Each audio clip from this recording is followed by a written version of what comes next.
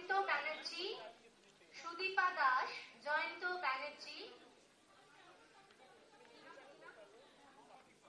মোহাম্মদ ইকবাল, মোহাম্মদ ইরফান,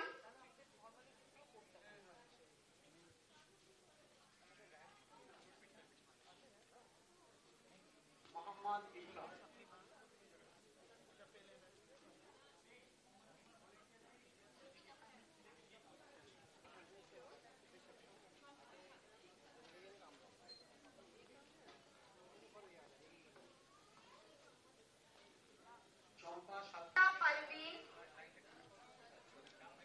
নহসাদ খান,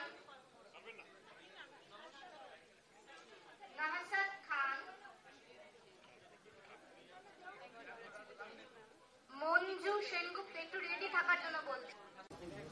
নারী ও শিশু বিকাশ দপ্তর, আপনাদের দপ্তরের সচিব আছেন শ্রীমতী মিতা ব্যানার্জি, যাকে আপনারা সকলেই চেনেন।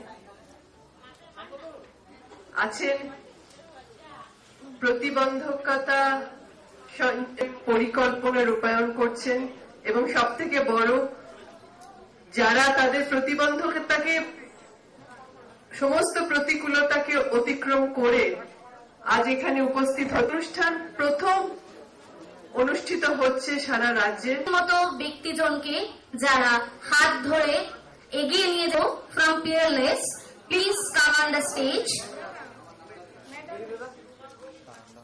রুমা ঘোষ, শ্রীমতী রুমা ঘোষ ফ্রম পিয়ারলেস, উনি প্রতিনিধিত্ব করছেন।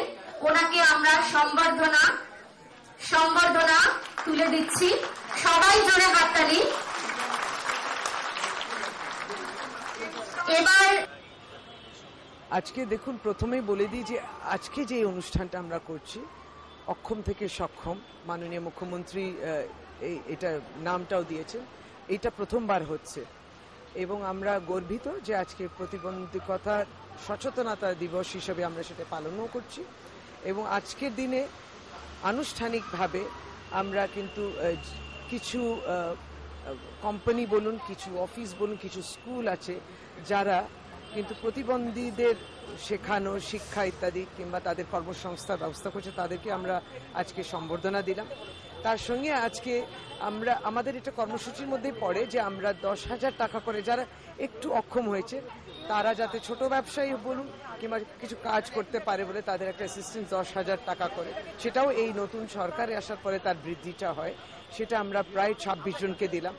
আজকে আমরা যাদের কানের যন্ত্র প্রয়োজন এবং দামি যন্ত্র, প্রস্থেটিক এইডসগুলো, আবার আমরা ডিভিডি প্লেয়ার দিয়েছি, কারণ অনেক সময় ওটাকে যারা দেখতে পান না, শুনে এটাকে পড়াশোনা করেন, এইগুলো সমস্ত, এবং যেটা হুইল চেয়ার এবং নানান রকম যেগুলো প্রতিবন্ধীদের প্রয়োজন সেই যন্ত্র আমরা আজকে ব্যবস্থা করেছি। ফলে এই অনুষ্ঠানটা সুন্দর একটা কর্মসূচি এবং তারপর তাদের সাংস্কৃতিক অনুষ্ঠান, তাদের কিছু কথা। তো আমি যেটা বুঝলাম তাদের মধ্যে থেকে, যে আমার অন্তত খুবই আনন্দ হলো এবং তারাও আনন্দিত এবং একটু মনে হয় একটু আশ্বাস পেয়েছেন যে হ্যাঁ, আমরা তাদের সঙ্গে আছি।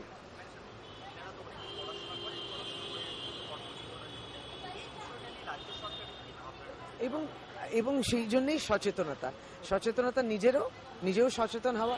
এই যে 3% রিজার্ভেশনের কথা বলা হচ্ছে, এই 3% রিজার্ভেশন ইন জবস, আবার জবসের ক্ষেত্রেও যে হয়তো 3% রিজার্ভেশন যখন করা হয়েছে, যখন এই চাকরিটা আসছে তখন দেখা যাচ্ছে তার পক্ষে সেটা করা সম্ভব হয় না। ছোট উদাহরণ দিয়ে দিই, জিওলজিতে একটা প্রফেসরের পোস্ট খালি হলো এবং জিওলজিতে বলা হচ্ছে হ্যান্ডিক্যাপ্টের জন্য সেটা করা, কিন্তু আমরা যে জানি জিওলজিতে তাকে সমুদ্রে যেতে হবে, তাকে পাহাড় উঠতে হবে, সুতরাং সেটা তার পক্ষে সম্ভব নয়। এই যে সঠিক আইডেন্টিফিকেশন করা, এটা আমরা এই প্রক্রিয়াটা আরম্ভ করেছি। আইডেন্টিফিকেশন ভিআই থাকে, ওএস থাকে, মানে ভিজুয়াল হ্যান্ডিক্যাপ বলুন, অর্থোপেডিকলি হ্যান্ডিক্যাপ বলুন, এই নানান ক্ষেত্রে। তো এইটা আরো জোরদার করতে হবে। এবং ধরুন কিছু আমাদের সমাজের মধ্যে এরা যখন বাসে উঠছে তাদের কাছ থেকে যে কিছু না নেওয়া, ফ্রি ট্রাভেল, ফ্রি কনভেয়েন্স, এই বিষয়টা, কিংবা এই র্যাম্প তৈরি করা, এই যে ফ্রেন্ডলি হওয়া বিষয়টা সব জায়গায়, বাসগুলোতেও, রাস্তাঘাটে অনেক সময় দেখি যে ওরা বলেন টুকটাক করে যে নির্দিষ্ট বাস স্টপে আমাদের দেখে দাঁড়ালো না, 1 কিলোমিটার এগিয়ে গিয়ে দাঁড়ানো আমাদের অসুবিধা হয়, কিংবা নামিয়ে দিল দূরে করে।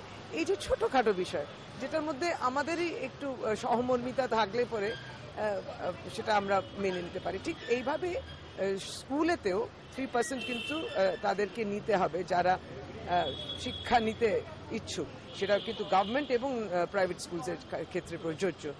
রাইট টু এডুকেশন যেখানে হয়ে গেছে সেটা প্রায় আইন এবং তার অধিকার, এন্টাইটেলমেন্ট, তো কোনো দয়ার বিষয় নয়। তো এইগুলোকে আমরা আরো জোরদার করতে হবে।